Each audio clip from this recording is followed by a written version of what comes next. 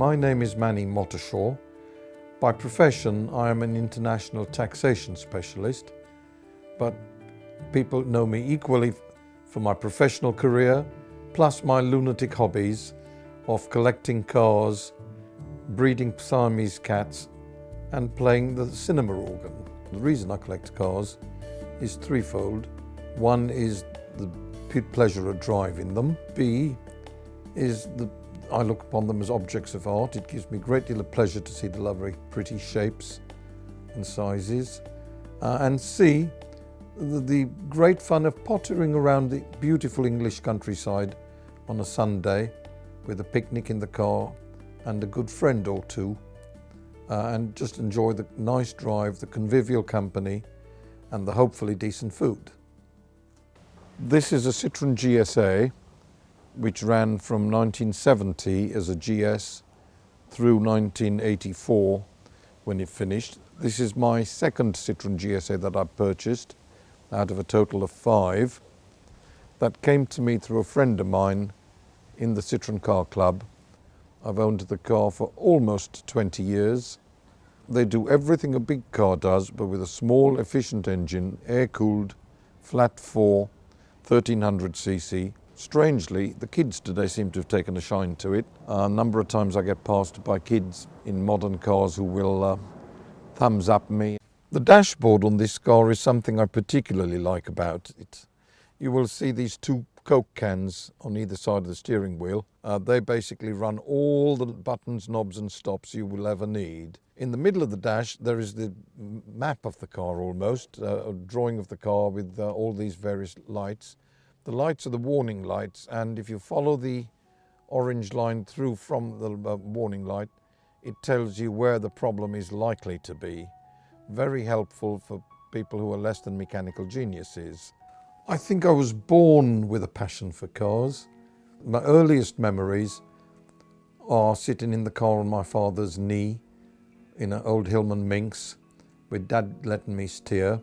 I had an aunt who had a 51 Chevy that she would let me steer. I grew up in India where cars were not that freely available in the 50s and 60s, so they were fairly well treasured. And I was lucky enough to go to a boarding school where the principal was very enlightened, and he would encourage us boys to take part and push ourselves. Seeing my love for cars, he would allow me to go marketing for daily groceries in the school car. His son was a good friend of mine, and he would come out and tell us on a Friday night when Dad had fallen asleep, and we learned to push the car out of the school compound, hotwire it, and go for a little drive round the town. Now you have to remember, this was 50 years ago in a small Indian town where everybody knew what we were doing, but nobody was going to rat on us, and certainly as long as we didn't hit anything, there wasn't a copper in town who would dare stop you. That went on till one night we ran out of petrol at the bottom of the hill and had to push the damn thing all the way up. Normally we'd drive it up to the top of the hill and then push it back in. That taught us a lesson: watch your fuel gauge. When we moved to England I was only 16 and too young to drive, but not too young to be put out to work. So in the summer I went to work at Vandenberg and Jurgens, a firm that made cordials. I got the princely sum then of £25 a week, which I saved up, and eventually, when I'd passed my driving test, I started looking around for a car, and I found my dream car. It was a Citroën Big 6. That was a local car. I'd seen it around town. I bought the car, drove it for a bit. Sadly, a friend of mine had told me about the car, and he was after it, and he kept complaining I'd stolen his car. So eventually I sold it to Nick for £55, and much to my chagrin, he'd ruined it in about a year or so. Meanwhile, I used my money to buy a Jaguar 2.4 Mark I with a dented front wing, which the man sold me, I think, for 75 quid, including a spare front wing. Now, you have to understand, coming from a land where the only cars were old Morris Oxfords, Fiat 1100s and Triumph Heralds, or really old stuff, older than 57, This was like being in heaven. I found somebody who fixed the car for me, and as my second car I drove it around for a year or so before then passing it on and getting something else. This is a 1938 Citroën Big Six in English, or 15 CV in France. Citroën was supposed to have made 50 right-hand drive six-cylinder cars pre-war, but because the records at Slough were lost during the war, we really have no idea how many they made. Certainly we only know of 2, possibly 3, of which this is one. I have owned this car. It was a 21st birthday present to me, and as you can tell by my looks, I am now, well, more than 22. The large version of the Light 15, so it's got the 6-cylinder engine and a larger wheelbase and longer body, but other than that, the cars are very similar. Certainly anybody owning a Light 15 would recognise and be able to drive this. The French called the car La Reine de la Route, or the Queen of the Road. And if you drive it, you will understand why it was so beloved by the Gestapo, by the Resistance, and everybody else who owned one. Even today, it's a perfectly usable car, apart from the heavy steering, the slow gear change, and the brakes, which were great in their time, but now require you to plan your stops with a little more care than you normally would.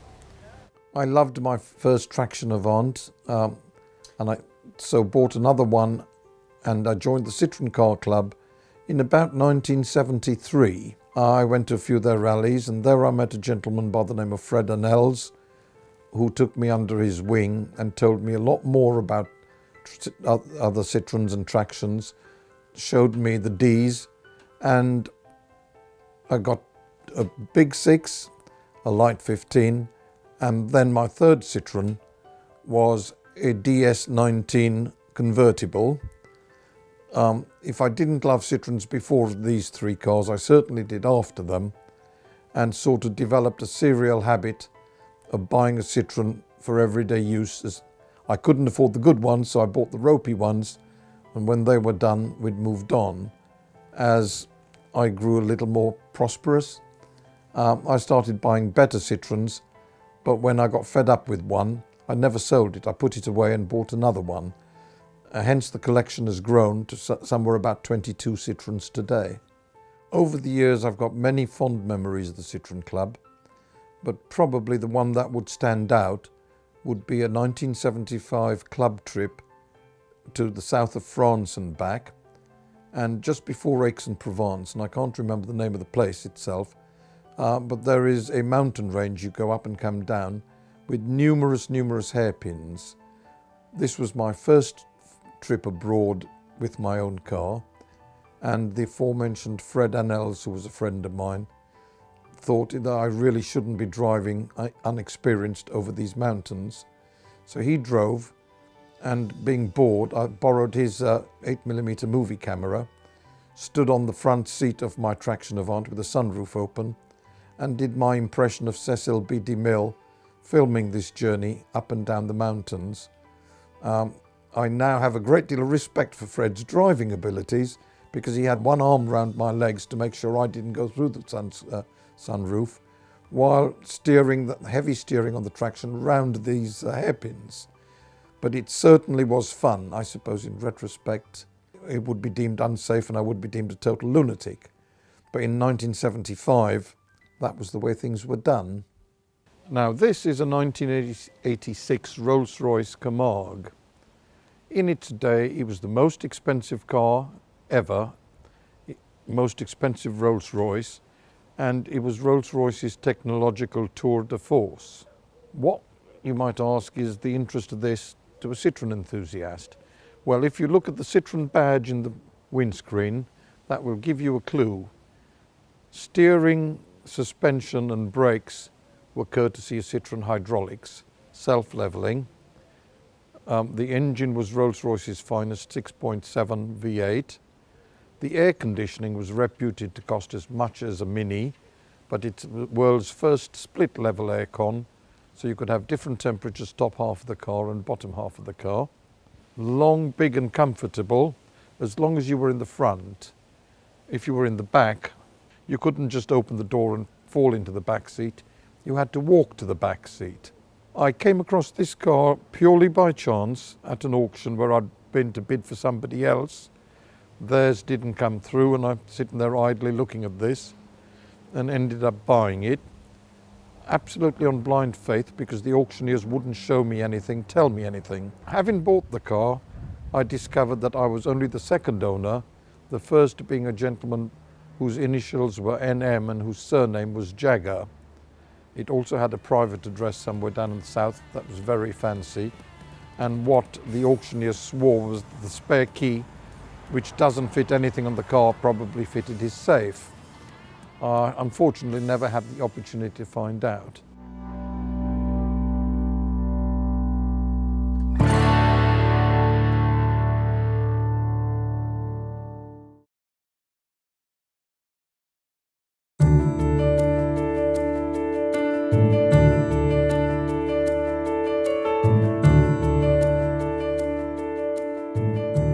This is a 1974 Sunbeam Imp Sport.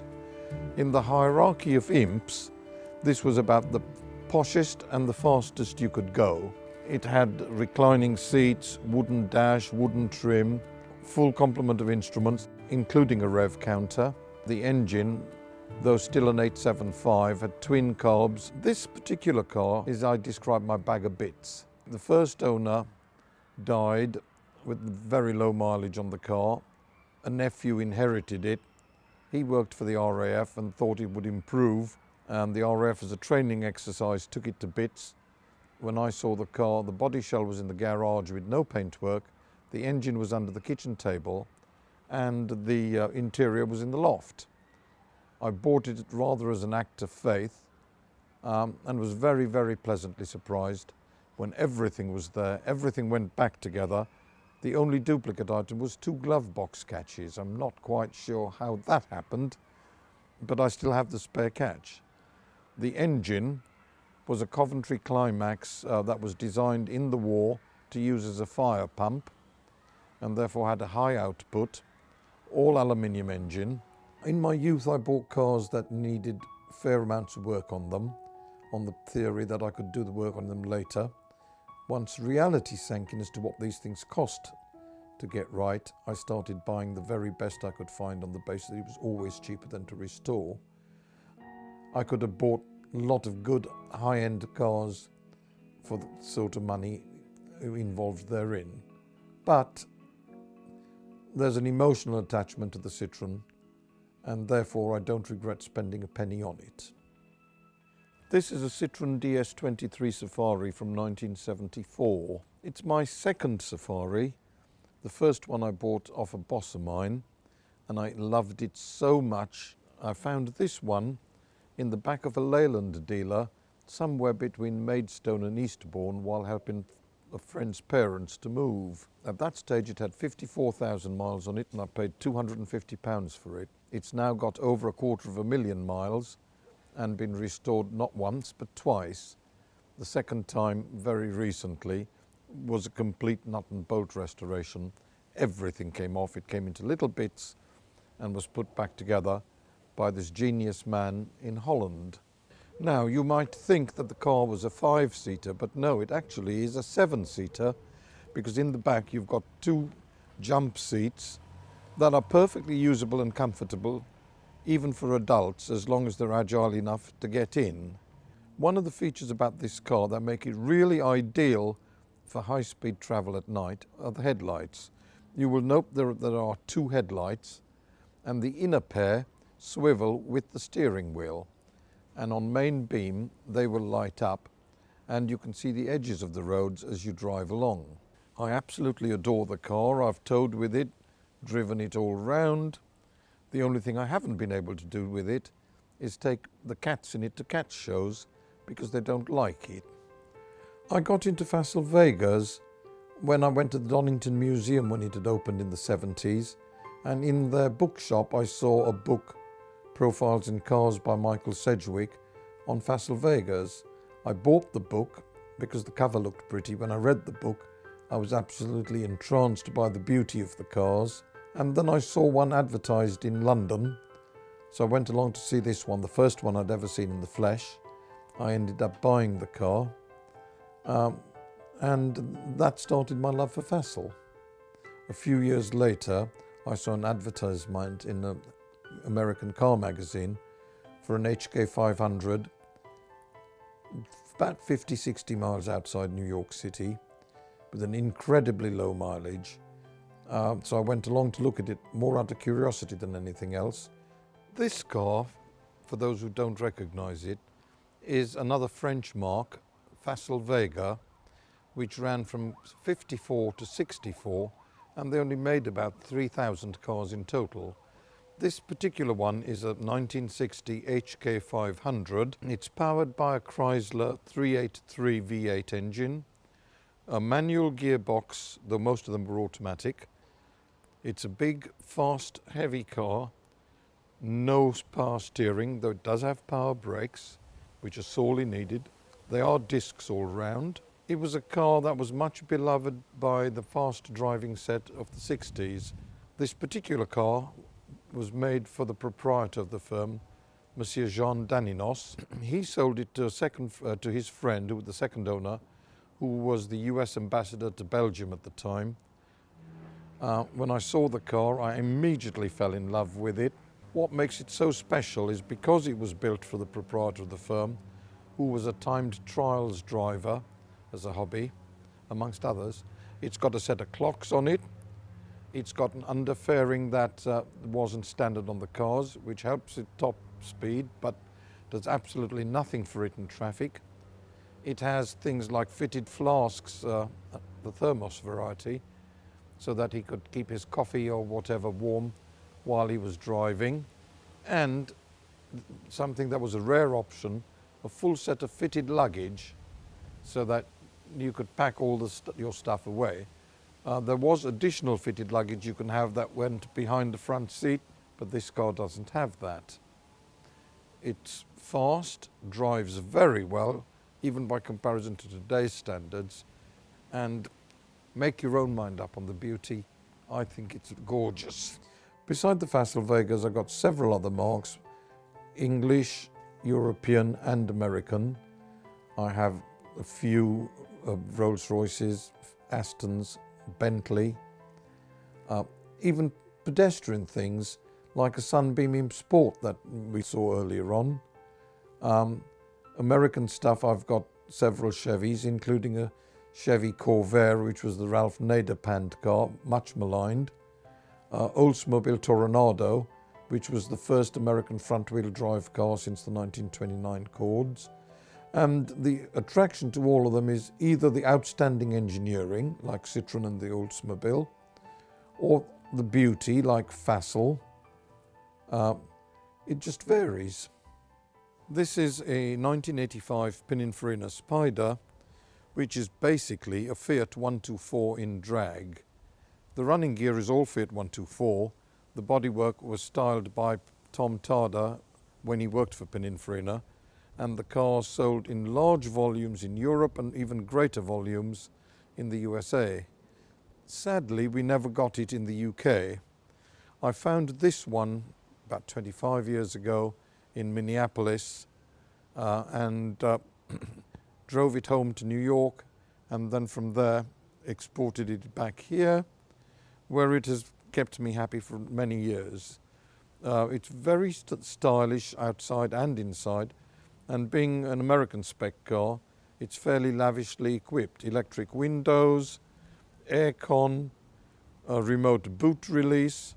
About the only thing that's not electric and you have to do it yourself is the hood, but that's great. It's just two clips and a handle, so you can raise or lower it at a set of traffic lights from red to red, no sweat at all.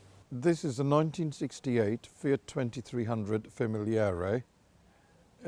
In its day, it was the height of luxury and opulence for a Italian magnate. But the attraction of this car is much more than its good looks. If you drive one, it's amazing how well it drives and how contemporary it feels even today. which I suppose is why in period Mr. Enzo Ferrari had one, and if it was good enough for him, who am I to complain? I love the detailing and the almost Art Deco features on the car, particularly the dashboard and the things like window winders and vent opening and closing detail. The 4-speed column change gearbox is lovely, and if you drive one of these you wonder why column change has ever got a bad name, because even now, 50 years later, it still changes beautifully. Do I have any regrets? I think there I must quote from Frank Sinatra. Regrets, I have a few. And yes, I would change things. Maybe I wouldn't have been so keen on buying that many, and I would have spent more money building storage facilities. If I'd had the wisdom as a child that I hopefully have now, I would have only bought restored stuff. But then again, in the early 70s, there wasn't very much restored stuff. It was you took it, what you could find as you found it. There are some cars I regret selling, like my Lancia 2000 HF Coupe, or my Daimler Light 15 with a fluid flywheel and an Arthur Mulliner body. That was a very pretty pre-war car. But on the whole, I'm very grateful that I've got what I've got, and I hope I can live long to enjoy it.